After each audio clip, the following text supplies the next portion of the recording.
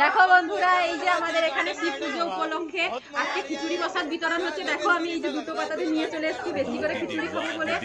দেখো তোমরা, এই যে আমার বোনও নিয়ে এসেছে। দেখতে পাচ্ছ তো? আর এখানে খিচুড়ি খাওয়ার জন্য কিন্তু প্রচুর ভিড় জমেছে, আমি তোমাদেরকে দেখাবো একটু পরেই। रुको जरा सबर करो। प्रभु हे हरिनाम कृष्ण जगन्नाथ प्रेमानंदी मेरा बेनती ये